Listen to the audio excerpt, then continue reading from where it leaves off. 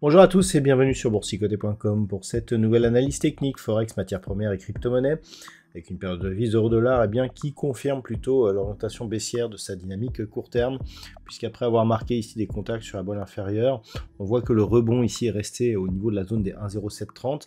Lors du précédent, on était revenu ici au contact de la moyenne mobile 20 exponentielle qui agit comme une zone de résistance, donc on est toujours plutôt ici dans cette tendance baissière avec toujours une pression qui s'exerce en direction de la zone des 1.0630. Donc la semaine prochaine, ce qu'il faudra surveiller, alors ce n'est plus cette résistance oblique qui n'est plus significative, mais c'est des éventuels contacts ici sur cette moyenne mobile, donc des retours éventuels sur la zone des 1.0815 et cassure de cette zone pourrait nous donner des signaux de retournement. Mais actuellement, même sur le momentum n'est pas très fort, on reste dans une dynamique légèrement baissière sur cette paire de devises euro-dollar.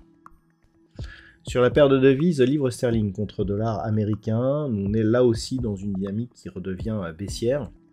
On a eu un échec de franchissement ici de cette zone de résistance qui se situe à 1.2870. Par contre, effectivement, on est revenu sur la boîte inférieure. On voit ici que les cours restent sous la moyenne mobile 20 exponentielle et on confirme avec un nouveau plus bas aujourd'hui. Alors certes, l'objectif c'était un retour sur la zone des 1,2610. Cette zone n'a pas été atteinte, mais elle est en passe de l'être. Et la semaine prochaine, une rupture éventuelle de cette zone confirmerait l'orientation baissière de cette paire de devises. Auquel cas, on aurait un objectif intermédiaire ici sur 1,2520. Voire peut-être même ce support que l'on pourrait déplacer à 1.2480 avant une éventuelle poursuite ici en direction des 1.2390. Niveau d'invalidation de cette anticipation baissière, cette zone ici des 1.2750.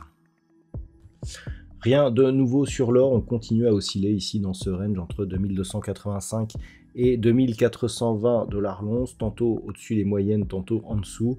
On a un petit peu de volatilité aujourd'hui, mais globalement, rien de nouveau sous le soleil.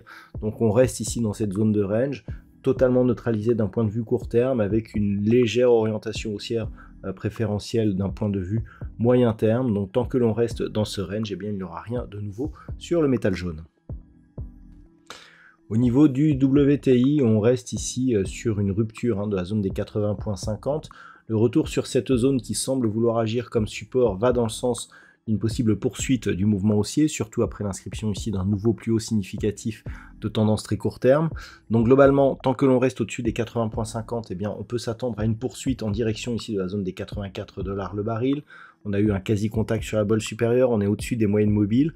Donc pour l'instant, ça reste plutôt positif, notamment depuis que l'on a cassé ici cette zone de point haut très court terme. Par contre, un retour sous 80.50 qui sera anticipé commencera à affaiblir cette dynamique, et notamment si on poursuivait par une rupture ici de cette zone des 79.50 qui invaliderait cette ancienne zone de résistance intraday comme nouvelle zone de support. Donc pour l'instant, c'est positif, mais ça semble fragile sur l'évolution du WTI. Puis enfin, au niveau du Bitcoin, on est toujours là aussi dans cette évolution totalement neutralisée, toujours entre 61 000 et 72 000 $ pour un Bitcoin. On vient de repasser ici sous la zone médiane de ce range. D'un point de vue court terme, on a ici des contacts répétés sur la bolle inférieure, sous la moyenne mobile 20 exponentielle. Donc globalement, ça reste baissier. L'objectif est un retour ici sur cette zone des 61 000 $ pour un Bitcoin. Donc d'un point de vue moyen terme, tant que l'on reste ici au-dessus de cette zone, il n'y a pas de répercussion. Par contre, une rupture pourrait nous donner un signal de retournement majeur. Invalidation de ce scénario qui reste pour l'instant baissier, un retour au-dessus de la zone des 67 100 $ pour un Bitcoin. Voilà donc ce que l'on peut dire sur l'analyse technique de ces principaux actifs de marché. Je vous souhaite de passer une très bonne soirée et un bon week-end, et on se retrouve dès la semaine prochaine pour d'autres analyses techniques, toujours sur le site boursicoté.com.